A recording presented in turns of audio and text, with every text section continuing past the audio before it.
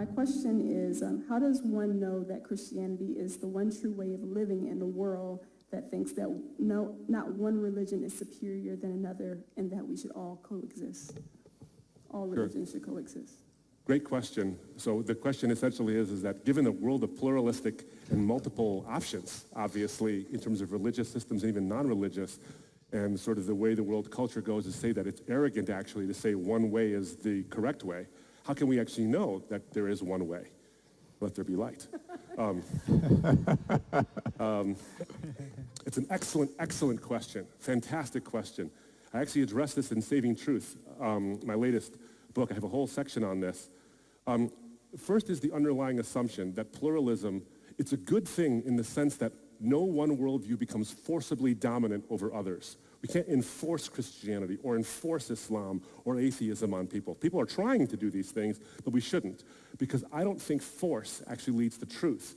I think debate, civilized debate, leads to truth, and the problem with the statement that all religions are equal or maybe equally invalid shuts down debate. When you call someone intolerant, you're no longer actually engaging in debate. You're just simply shutting them up. That's a way to force non-discussion. So we hear this phrase, right? All roads lead to God. You've heard this phrase most likely, and most likely some of you have heard this phrase, all roads lead to God. You've heard this, correct? Yeah. Okay, so here's the problem. The statement, all roads lead to God, is meant to respect all roads as if they're equally valid. It doesn't actually respect all roads. It disrespects all the roads because they don't even claim to lead to God. So if you're saying all roads lead to God, you're not taking any of them seriously. How do I know this? Let's take a look at Buddhism. Buddhism, as Buddha taught it, didn't teach you and me that we are going to go to heaven. It taught us that we don't even have a self. The self is an illusion. All we are is an accretion of karma. And that once you, whoever you is actually, works off your karma through the cycle of death and rebirth, you become extinguished. You don't go to God. Hinduism tells you that you are God. And that I'm God and you are God. Now, you're not a God, and I'm not a God. We are all the God. So we're under the illusion of separateness. That is not the same thing that Islam teaches, which is that there is a God out there who is not me, and that I am not to have relationship with him beyond master and servant. And that's all there is to it. And that when I go to heaven, I go to a paradise God creates for me, but he himself is not there. Christianity says that we were made to be in relationship with God, which is why Genesis chapter 3 says that God walked and talked with Adam and Eve in the cool of the day. And we are eventually going to get back to the state where we see God face to face, where we're actually engaged in relationship eternally from him. So you see how all roads don't even claim to lead to God? So when you say all roads lead to God, you're not respecting them, you're disrespecting them because you're not taking them seriously. I respect a Muslim too much to say, you and me believe the same thing. Yeah. And they're diametrically opposed. I believe that God is triune, one in his nature, three in his persons. And because of that, God is truly great. A Muslim would say that's blasphemy. I take it seriously. So how do I know then?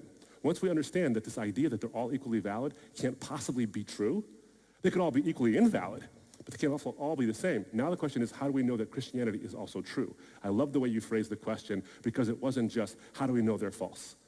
That isn't it. It's how do we know this is true? And that comes back to me on two claims.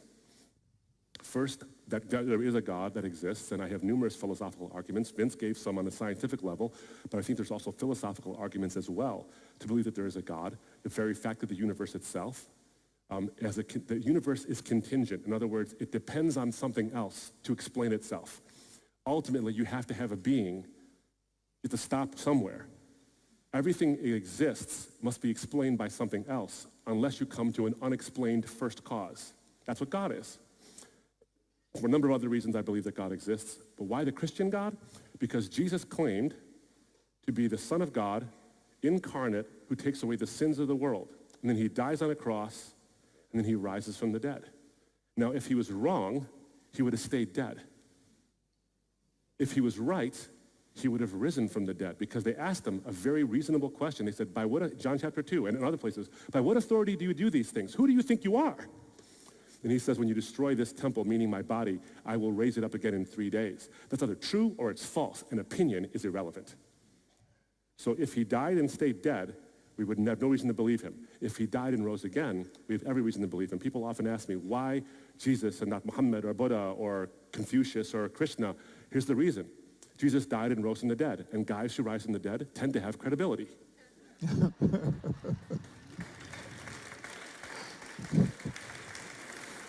So the question then becomes, how do you know that he rose from the dead? Without making a longer answer even longer, let me suggest this. I've done numerous debates online, and we can get into this more, maybe some more questions about the historical evidence for the resurrection of Jesus. I have 4 facts that are strong facts. In other words, scholars, whether they're Christian or atheist or whatever, who study the historical Jesus, say is true about this historical Jesus. 1, that he died by crucifixion. We have to have a death before we have a resurrection. That's kind of how it works.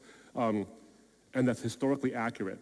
John Dominic Crossan says that his death by crucifixion is as sure a fact as any ever could be. Then we have the appearances to the disciples of the risen Jesus. Skeptical, non-Christian historians say that the disciples saw something that convinced them that they saw not the surviving Jesus, not the escaping Jesus, but the actual resurrected Jesus. So we see that.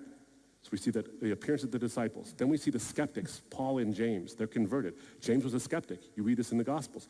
Paul was an enemy of the Christian faith. I'm a trial lawyer. Now, when you have somebody on the other side who disagrees with you so very violently in that sense that they're like the worst witness you could possibly have on the other side of you, but they suddenly switch their position because they realize you're right. What do you do with that witness? You put him on the stand, and you let him talk for days and days and days to the jury. The best kind of eyewitness testimony is somebody who thought you were so wrong, who now thinks you're right, and it costs them something, too, to say it. They're not just making it up. It costs them something. That's exactly what you have in Paul. It cost Paul everything. He was an enemy of the Christian faith and switched and claimed to be the champion of the Christian faith based on his claim, I saw him with my own eyes. If he didn't, he knew he was lying. Why would you die on purpose for something you knew was purposely a lie? That gets you nowhere. So we have the crucifixion, the appearances of the disciples, the skeptics, Paul and James converted, and then you have the empty tomb. We know where it was. It was a Joseph of Arimathea's tomb. We know that it was empty. And the fact that women were the first disciples is what's called an embarrassing admission. That wouldn't be necessarily included in a factual claim unless it was true.